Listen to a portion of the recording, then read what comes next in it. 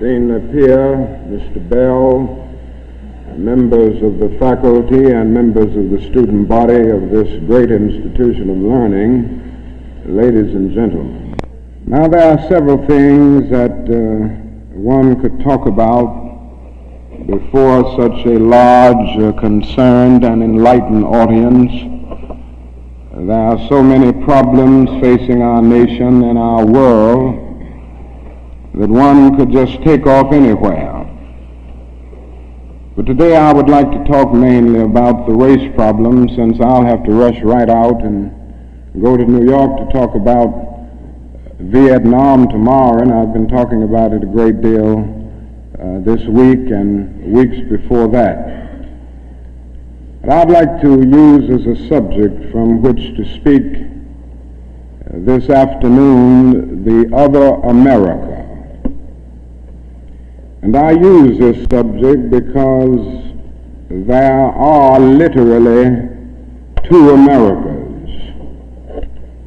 One America is beautiful for a situation. And in a sense, this America is overflowing with the milk of prosperity and the honey of opportunity. This America is the habitat of millions of people who have food and material necessities for their bodies, and culture and education for their minds, and freedom and human dignity for their spirits. In this America, millions of people experience every day the opportunity of having life, liberty, and the pursuit of happiness in all of their dimensions. And in this America, millions of young people grow up in the sunlight of opportunity. But tragically and unfortunately, there is another America. This other America has a daily ugliness about it that constantly transforms the buoyancy of hope into the fatigue of despair. In this America, millions of work-starved men walk the streets daily in search for jobs that do not exist. In this America, millions of people find themselves living in rat-infested, vermin-filled slums. In this America, people are poor by the millions, and they find themselves perishing on a lonely island of poverty in the midst of a vast ocean of material prosperity. In a sense, the greatest tragedy of this other America is what it does to little children. Little children in this other America are forced to grow up with clouds of inferiority forming every day in their little mental skies. And as we look at this other America, we see it as an arena of blasted hopes and shattered dreams. Many people of various backgrounds live in this other America. Some are Mexican Americans, some are Puerto Ricans, some are Indians, some happen to be from other groups. Millions of them are Appalachian whites. Probably the largest group in this other America, in proportion to its size in the population, is the American Negro. The American Negro finds himself living in a triple ghetto: a ghetto of race, a ghetto of poverty, a ghetto is to deal with this problem, of the two Americas. We are seeking to make America one nation indivisible, with liberty and justice for all. Now let me say that the struggle for civil rights, or the struggle to make these two Americas one America, is much more difficult today than it was 5 or 10 years ago.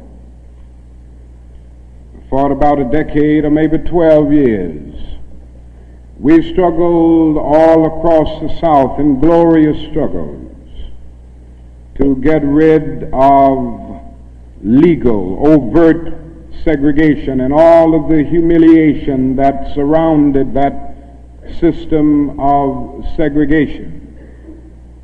In a sense, this was a struggle for decency. We could not go to a lunch counter in so many instances and get a hamburger or a cup of coffee.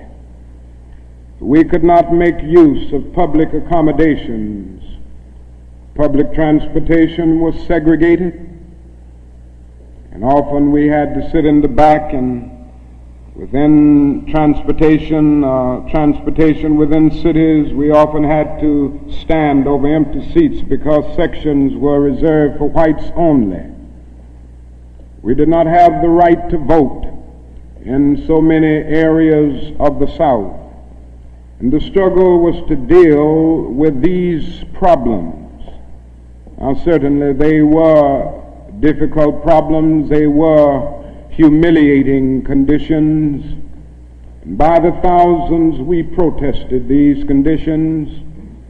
We made it clear that it was ultimately more honorable to accept jail cell experiences than to accept segregation and humiliation. By the thousand, students and adults decided to sit in at segregated lunch counters to protest conditions there.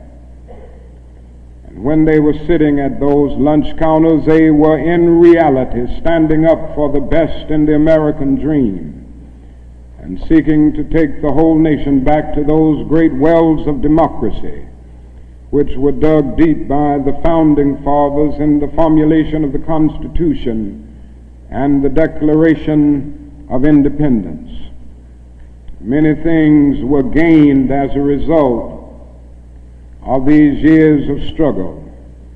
In 1964, the Civil Rights Bill came into being after the Birmingham movement, which did a great deal to subpoena the conscience of a large segment of the nation to appear before the judgment seat of morality on the whole question of civil rights. After the Selma movement in 1965, we were able to get a voting rights bill. Now, all of these things represented strides, but we must see that the struggle today is much more difficult. It's more difficult today because we are struggling now for genuine equality. And it's much easier to integrate a lunch counter than it is to guarantee a livable income and a good, solid job. It's much easier to guarantee the right to vote than it is to guarantee the right to live in sanitary, decent housing conditions. It is much easier to integrate a public park than it is to make genuine, quality, integrated education a reality. And so today we are struggling for something which says we demand genuine equality. It's not merely a struggle against extremist behavior toward Negroes. And I'm convinced that many of the very people who supported us in the struggle in the South are not willing to go all the way now. I came to see this in a very difficult and painful way in Chicago over the last year where I've lived and worked. Some of the people who came quickly to march with us in Selma and Birmingham were active around Chicago. And I came to see that so many people who supported morally and even financially what we were doing in Birmingham and Selma were really outraged against the extremist behavior of Bull Connor and Jim Clark toward Negroes, rather than believing in genuine equality for Negroes. And I think this is what we've got to see now, and this is what makes the struggle much more difficult. And so as a result of all of this, we see many problems existing today that are growing more difficult. It's something that is often overlooked, but Negroes generally live in worse slums today than 20 or 25 years ago. In the North, schools are more segregated today than they were in 1954 when the Supreme Court's decision on desegregation was rendered. Economically, the Negro is worse off today than he was 15 and 20 years ago. And so the unemployment rate among whites at one time was about the same as the unemployment rate among Negroes. But today the unemployment rate among Negroes is twice that of whites. And the average income of the Negro is today 50% less than whites. And as we look at these problems, we see them growing and developing every day. And we see the fact that the Negro economically is facing a depression in his everyday life that is more staggering than the depression of the 30s. The unemployment rate of the nation as a whole is about 4%. Statistics would say from the Labor Department that among Negroes it's about 8.4%. But these are the persons who are in the labor market, who still go to employment agencies to seek jobs, and so they can be calculated. The statistics can be gotten because they are still somehow in the labor market. But there are hundreds of thousands of Negroes who have given up. They've lost hope. They've come to feel that life is a long and desolate corridor for them with no exit sign. And so they no longer go to look for a job. There are those who would estimate that these persons who are called the discouraged persons would be 6 or 7% in the Negro community. And that means that unemployment among Negroes may well be 16%. And among Negro youth in some of our large urban areas, it goes to 30 and 40%.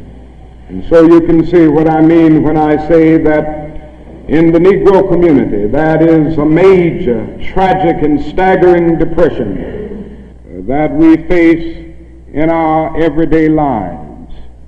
Now, the other thing that we've got to come to see now that many of us didn't see too well during the last 10 years, and that is that racism is still alive in American society and much more widespread than we realize. And we must see racism for what it is. It is a myth of the superior and the inferior race. It is the false and tragic notion that one particular group, one particular race is responsible for all of the progress, all of the insight, and the total flow of history. And the theory that another group or another race is totally depraved, innately impure, and innately inferior. And in the final analysis, racism is evil because its ultimate logic is genocide. Hitler was a sick and tragic man who carried racism to its logical conclusion. And he ended up leading a nation to the point of killing about 6 million Jews. And this is the tragedy of racism, because its ultimate logic is genocide. If one says that I am not good enough to live next door to him, if one says that I am not good enough to eat at a lunch counter, or to have a good, decent job, or to go to school with him, merely because of my race, he is saying consciously or unconsciously that I do not deserve to exist. To use a philosophical analogy here, racism is not based on some empirical generalization. It is based rather on an ontological affirmation. It is not the assertion that certain people are behind culturally or otherwise because of environmental conditions. It is the affirmation that the very being of a people is inferior. And this is the great tragedy of it. Now, I say that however unpleasant it is, we must honestly see and admit that racism is still deeply rooted all over America. It's still deeply rooted in the North, and it's still deeply rooted in the South. Now, this leads me to say something about another discussion that we hear a great deal, and that is the so-called white backlash. And I would like to honestly say to you that the white backlash is merely a new name for an old phenomenon. It's not something that just came into being because shouts of black power, or because Negroes engaged in riots in Watts, for instance. The fact is that the state of California voted a fair housing bill out of existence before anybody shouted black power, or before anybody rioted in Watts. It may well be that shouts of black power and riots in Watts and the Harlems and the other areas are the consequences of the white backlash rather than the cause of them. What it is necessary to see is that there has never been a single solid, monistic, determined commitment on the part of the vast majority of white Americans. The whole question of civil rights and on the whole question of racial equality. This is something that truth impels all men of goodwill to admit. It is said on the Statue of Liberty that America is the home of exiles. But it doesn't take us long to realize that America has been the home of its white exiles from Europe. But it has not evinced the same kind of maternal care and concern for its black exiles from Africa. And it is no wonder that in one of his sorrow songs, a Negro could sing out, "Sometimes I feel like a motherless child." What great estrangement, what great sense of rejection caused the people to emerge with such a metaphor as they looked over their lives. What I'm trying to get across is that our nation has constantly taken a positive step forward on the question of racial justice and racial equality. But over and over again at the same time, it made certain backward steps. And this has been the persistence of the so-called white backlash. In 1863, the Negro was freed from the bondage of physical slavery. But at the same time, the nation refused to give him land to make that freedom meaningful. And at that same period, America was giving millions of acres of land in the West and the Midwest, which meant that America was willing to undergird its white peasants from Europe with an economic floor that would make it possible to grow and develop, and refused to give that economic floor to its black peasants, so to speak. And this is why Frederick Douglass could say that emancipation for the Negro was freedom to hunger, freedom to the winds and rains of heaven, freedom without roofs to cover their heads, He went on to say that it was freedom without bread to eat, freedom without land to cultivate. It was freedom and famine at the same time. But it does not stop there. In 1875, the nation passed a civil rights bill and refused to enforce it. In 1964, the nation passed a weaker civil rights bill. And even to this day, that bill has not been totally enforced in all of its dimensions. The nation heralded a new day of concern for the poor, for the poverty-stricken, for the disadvantaged, and brought into being a poverty bill. But at the same time, it put such little money into the program that it was hardly and still remains hardly a good skirmish against poverty. White politicians in suburbs talk eloquently against open housing, and in the same breath contend that they are not racist. Now all of this and all of these things tell us that America has been backlashing on the whole question of basic constitutional and God-given rights for Negroes and other disadvantaged groups for more than 300 years. So these conditions, persistence of widespread poverty, of slums, and of tragic conditions in schools and other areas of life, all of these things have brought about a great deal of despair and a great deal of desperation, a great deal of disappointment and even bitterness in the Negro communities. And today all of our cities confront huge problems. All of our cities are potentially powder kegs as a result of the continued existence of these conditions.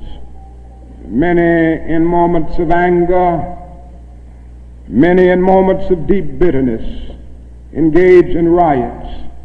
And let me say, as I've always said, and I will always continue to say, that riots are socially destructive and self-defeating.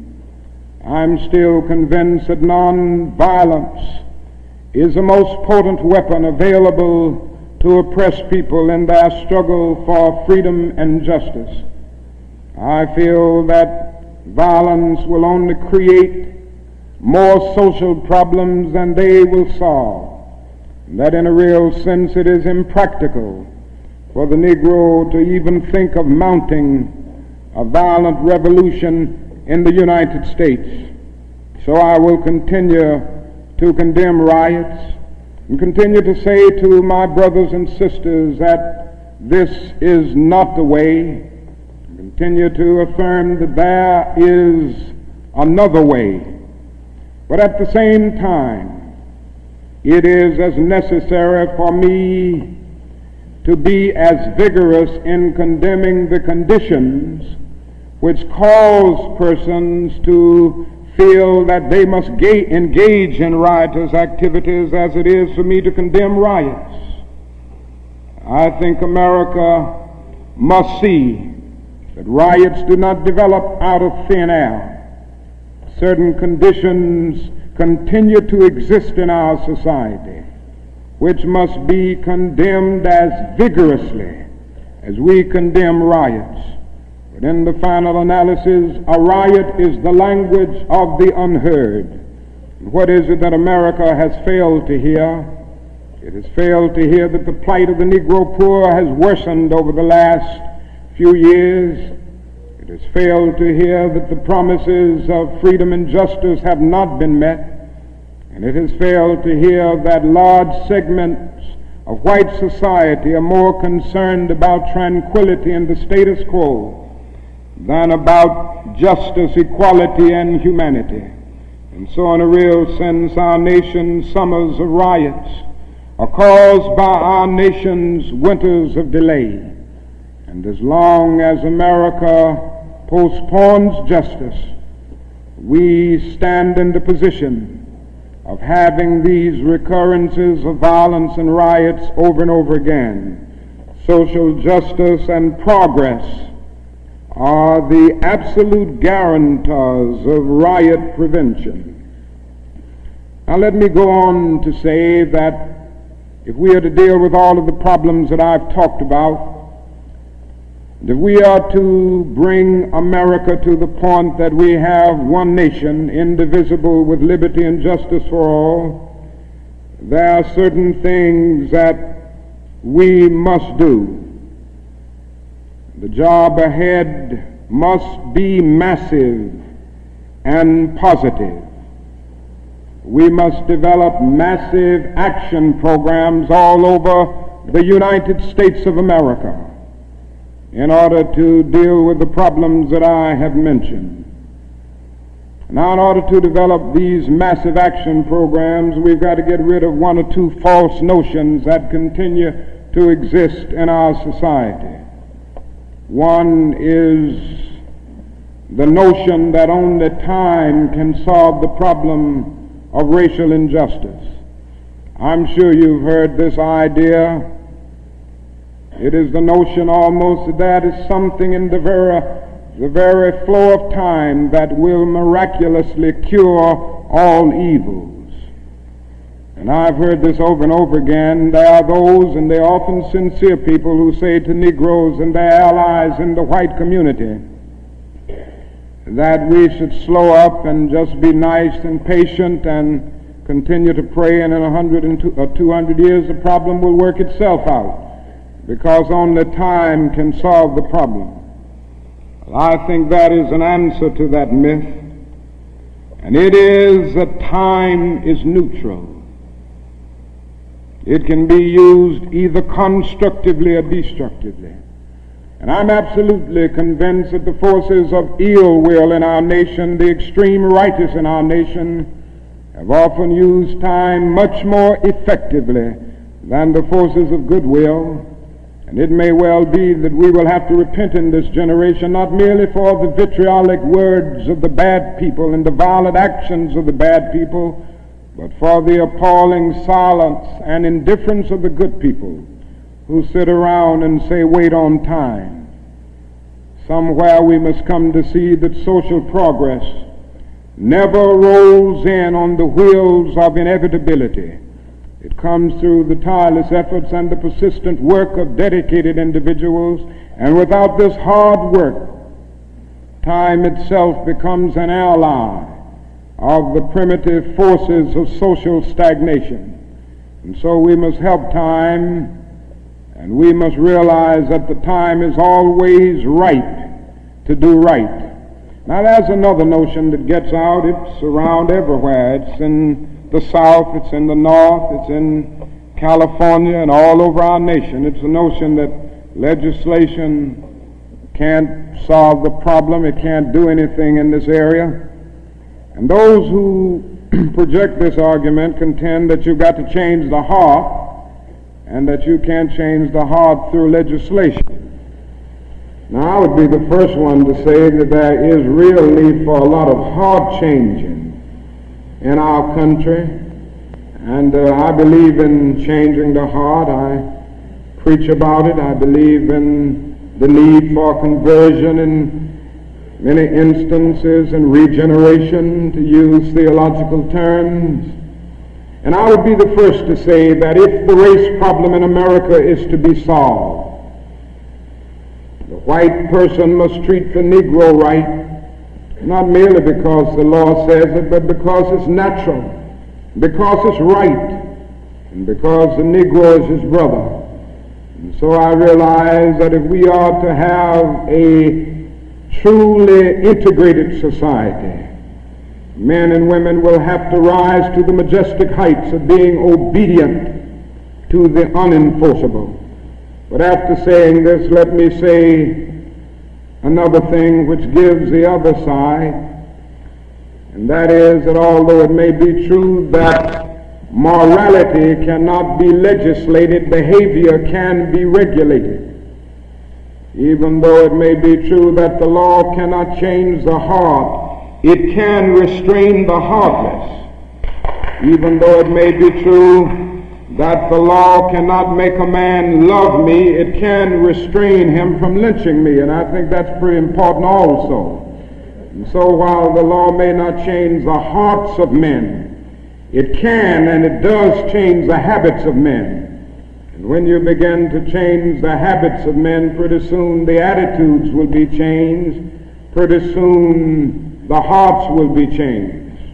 Now, I'm convinced that we still need strong civil rights legislation.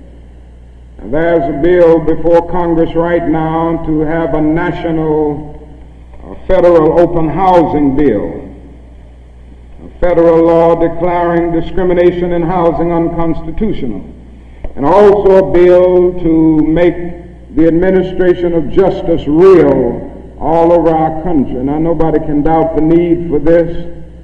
Nobody can doubt the need if he thinks about the fact that since 1963, some 58 Negroes and white civil rights workers have been brutally murdered in the state of Mississippi alone. And not a single person has been convicted for these dastardly crimes. There have been some indictments, but no one has been convicted.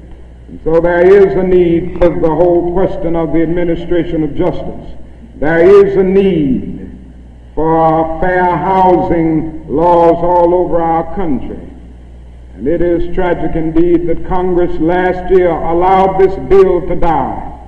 And that bill died in Congress. A bit of democracy died, a bit of our commitment to justice died.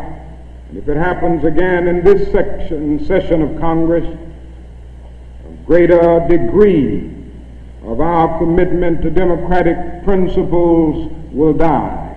And I can see no more dangerous trend in our country than the constant developing of predominantly Negro central cities ringed by white suburbs. This is only inviting social disaster. And the only way this problem will be solved is by the nation taking a strong stand and by state governments taking a strong stand against housing segregation and against discrimination in all of these areas. Now, there's another thing that I'd like to mention as I talk about the Massive Action Program, and time will not permit me to go into specific programmatic action to any great degree.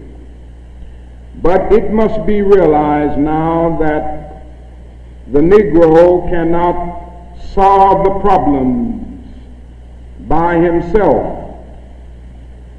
There again, there are those who always say to Negroes, why don't you do something for yourself? Why don't you lift yourselves by your own bootstraps? And we hear this over and over again. Now, certainly, there are many things that we must do for ourselves and that only we can do for ourselves. Certainly we must develop within a sense of dignity and self-respect that nobody else can give us. A sense of manhood, a sense of personhood, a sense of not being ashamed of our heritage, not being ashamed of our color. It was wrong and tragic that the Negro ever allowed himself to be ashamed of the fact that he was black, or ashamed of the fact that his home, ancestral home, was Africa. And so there's a great deal that the Negro can do to develop self-respect. There's a great deal that the Negro must do and can do to amass political and economic power within his own community and by using his own resources. And so we must do certain things for ourselves, but this must not negate the fact and cause the nation to overlook the fact that the Negro cannot solve the problem himself. A man was on the plane with me some weeks ago, and he came, talked with me, and he said, the problem, Dr. King, that I see with what you all are doing is that every time I see you and other Negroes, you are protesting, and you aren't doing anything for yourselves. And he went on to tell me that he was very poor at one time and he was able to make it by doing something for himself. Why don't you teach your people, he said, to lift themselves by their own bootstraps. And then he went on to say other groups face disadvantages, the Irish, the Italians, and he went down the line. And I said to him that it does not help the Negro, it only deepens his frustration for unfeeling and sensitive people to say to him that other ethnic groups who migrated or were immigrants to this country just 100 years ago or so have gotten beyond him, and he came here some 344 years ago. And I went on to remind him that the Negro came to this country involuntarily in chains, while others came voluntarily. I went on to remind him that no other racial group has been a slave on American soil. I went on to remind him that the other problem that we have faced over the years is that the society placed a stigma on the color of the Negro, on the color of his skin, because he was black.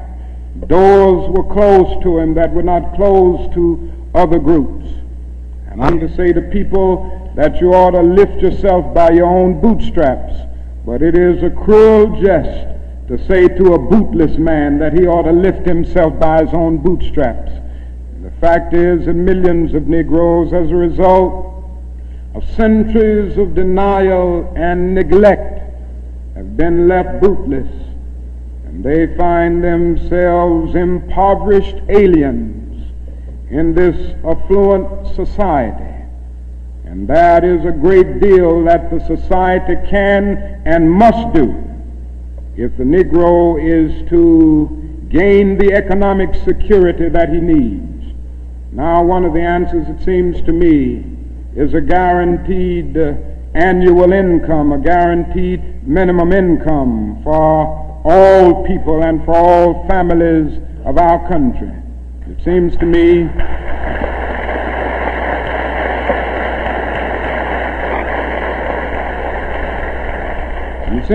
that the civil rights movement must now begin to organize for the guaranteed annual income, begin to organize people all over our country and mobilize forces so that we can bring to the attention of our nation this need and this something which I believe will go a long, long way toward dealing with the Negro's economic problem and the economic problem with many other poor people confronting our nation. Now, I said I wasn't going to talk about Vietnam, but I can't make a speech without mentioning some of the problems that we face there, because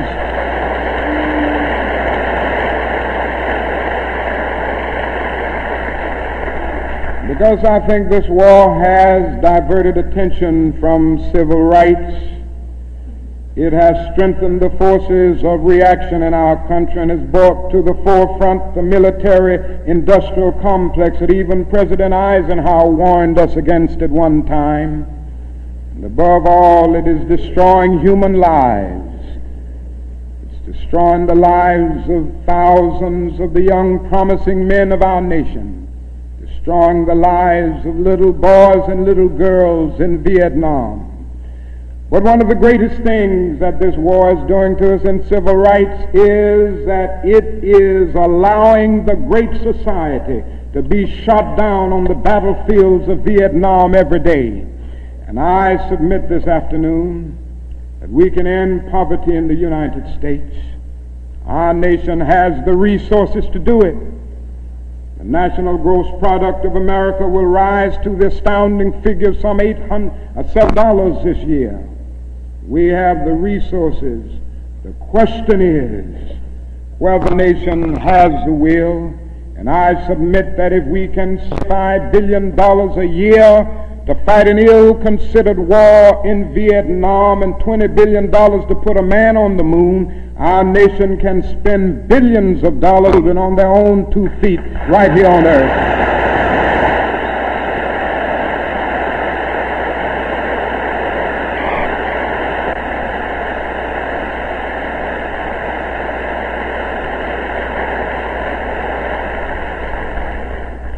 Let me say another thing that's more in the realm of the spirit, I guess. That is, if we are to go on in the days ahead and make true brotherhood a reality, it is necessary for us to realize more than ever before that the destinies of the Negro and the white man are tied together. Now, there's still a lot of people who don't realize this. The races still don't realize this. But it is a fact now that Negroes and whites are tied together.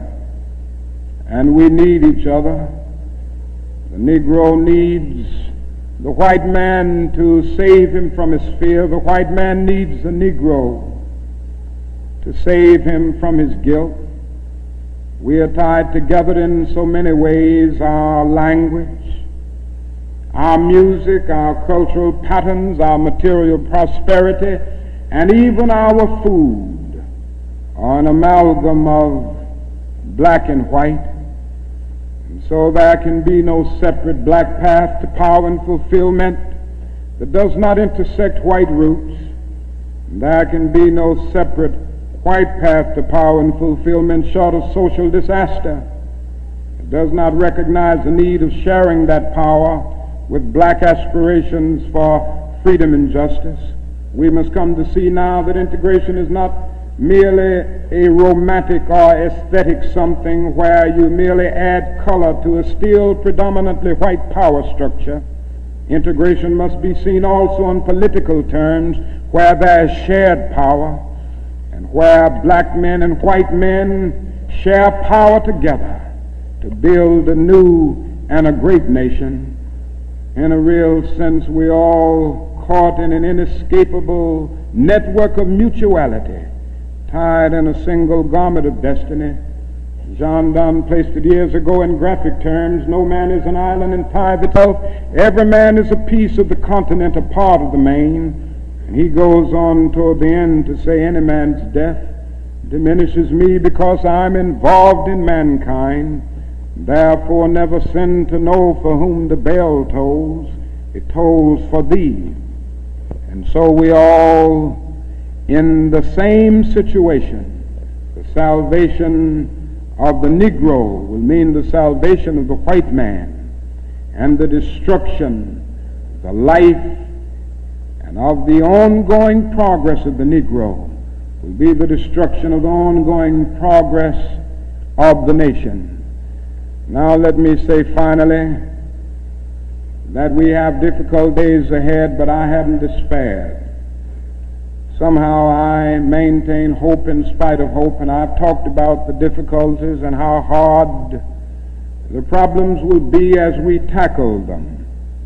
But I want to close by saying this afternoon that I still have faith in the future, and I still believe that these problems can be solved.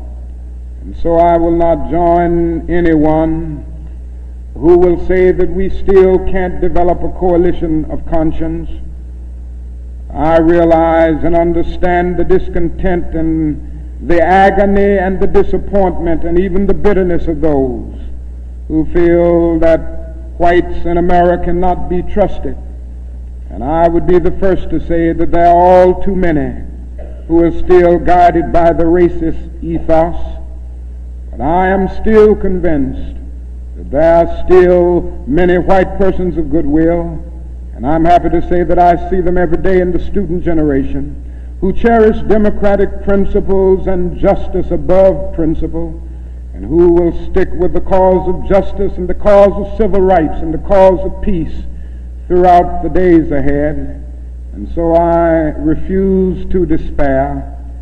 I think we're going to achieve our freedom, because however much America strays away from the ideals of justice, the goal of America is freedom.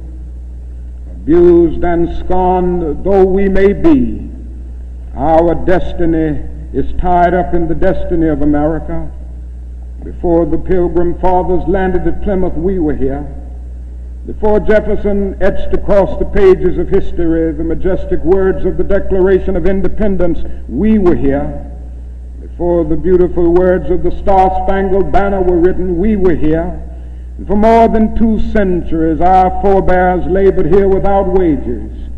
They made cotton king. They built the homes of their masters in the midst of the most humiliating and oppressive conditions.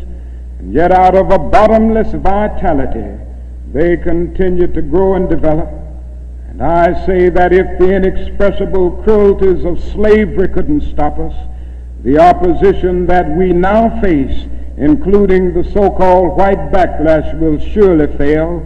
We're going to win our freedom because both the sacred head of our nation and the eternal will of the Almighty God are embodied in our echoing demands. And so I can still sing, we shall overcome.